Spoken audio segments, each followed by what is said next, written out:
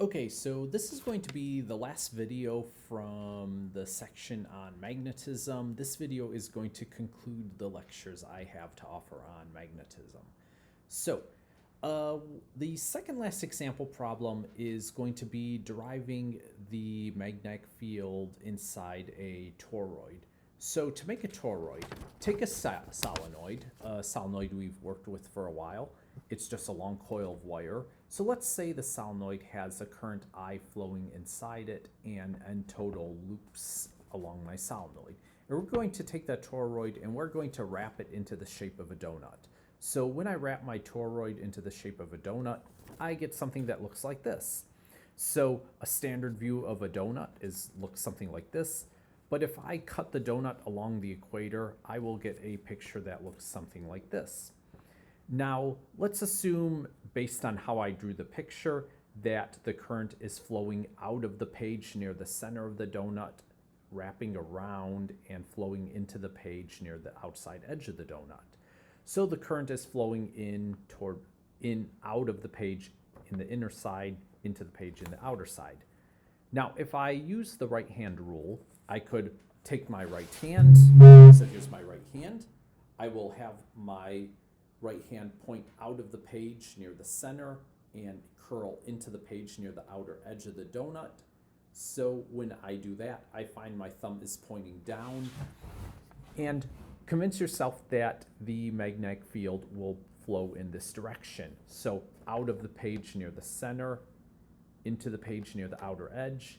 If I'm on this side of the donut, the magnetic field is pointing upward. So presumably there are wires all around the edge of the donut that I cut through when I cut along the equator. I just didn't want to draw that because that was getting very frustrating. So inside the toroid, the magnetic field is going to be looping around the equator of the donut, kind of like this. So we use the right-hand rule and we find the magnetic field is pointing in a clockwise direction.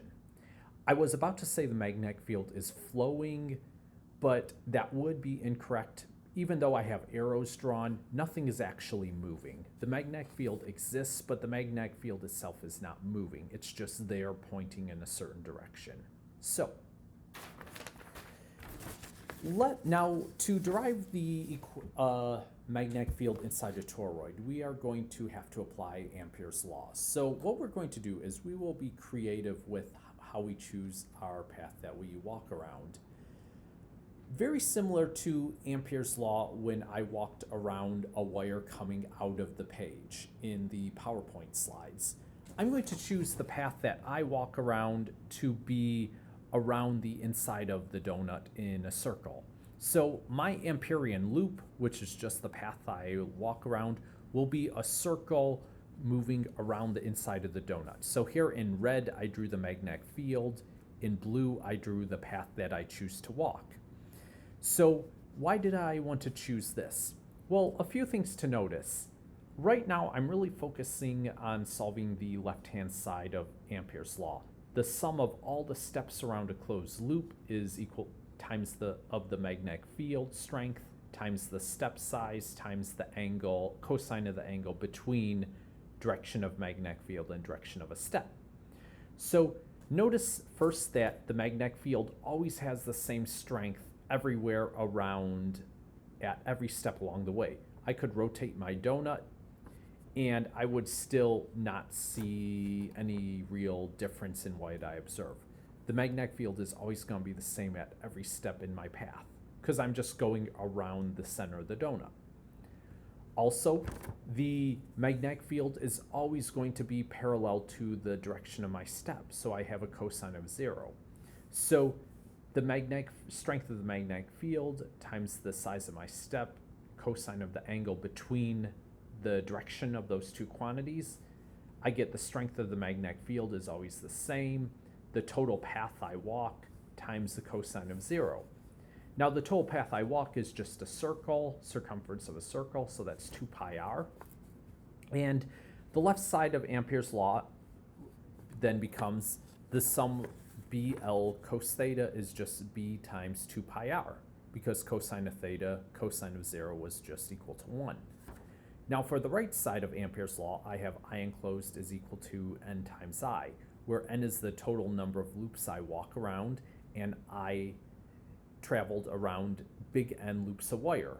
All I did was I took my solenoid, which has n loops in total, and I wrapped it into the shape of a donut. So I walked around n total loops of wire.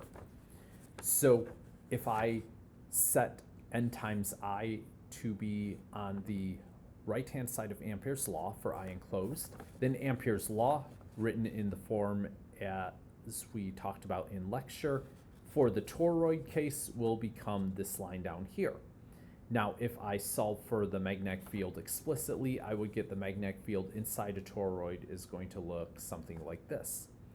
So here R is the distance from the center of the toroid, N is the number of wires that make up my toroid, I is the current flowing through my toroid, mu naught is a constant of nature used in magnetism a lot, and we have 2 pi. So for a toroid, the magnetic field is strongest closest to the center of the toroid and weakest at near the outer edges of the toroid before it falls away to 0 outside the toroid. The final problem I am going to go through concerns the magnetic torque on a current loop. So now that you've written that problem down, we have a scenario that looks something like this, where we have a current that is flowing counterclockwise in a square loop, and there is a magnetic field that is pointing to the right. Now we're going to ignore everything down here. We'll pretend it doesn't exist. And for simplicity, I labeled the sections of this wire A through E. We learned in 121 that the torque on an object could be written as Rf sine theta, where F is the force you're pushing on the object, R is how far away from the center axis of rotation you are from that object. That's how we decided to describe it in 121. And theta is the angle between R and F. So the magnetic force on a current carrying wire is given by ILB sine theta. So the magnetic force can, in principle, be responsible for a magnetic torque. Torque is you push on an object and it begins to rotate. So you causing the object to change its angular acceleration, you causing the object to rotate differently, that is applying a torque.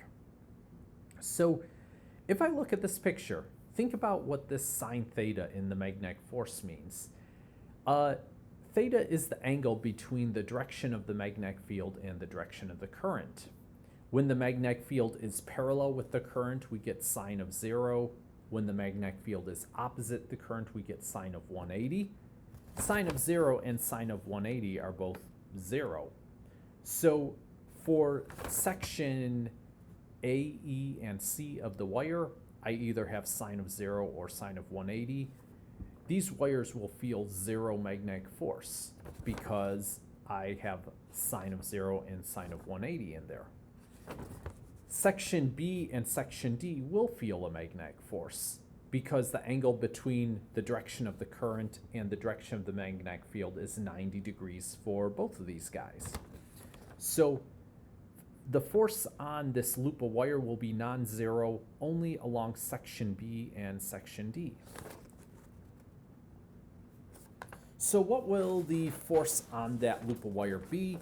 Well, I could say for section D, the force will be ILB sine theta, so current of 3.2 amps. The length of the wire is 5 centimeters. We convert to meters. And the strength of the magnetic field is 0.25 Tesla.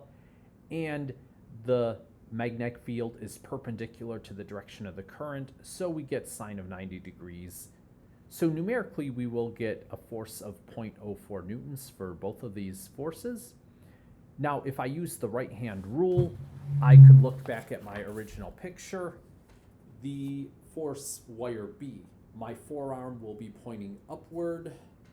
My 4 fingers will be curling in this direction. And right now, my thumb is pointing towards me.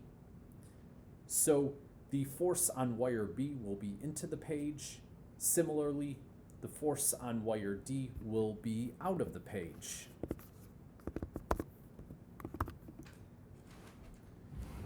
So the force on wire B is going to be trying to get wire B to rotate something like this, and the force on wire D over here will be out of the page, trying to get wire D to push out of the page. So you will tend to get some rotation in a certain direction. Now, how much torque will the magnetic force be applying to this wire? Well, we said before, now we're using this idea from Physics 121, the torque, we have a torque on wire B and a torque on section D of the wire, so I have to account for both of these. The distance from the center of rotation to the force is 2 centimeters or 0.2 meters. So I'll have 0.02 for my R, my force of 0.04, sine of 90, because the line from the center of rotation to where the force is applied is perpendicular to the direction of the force.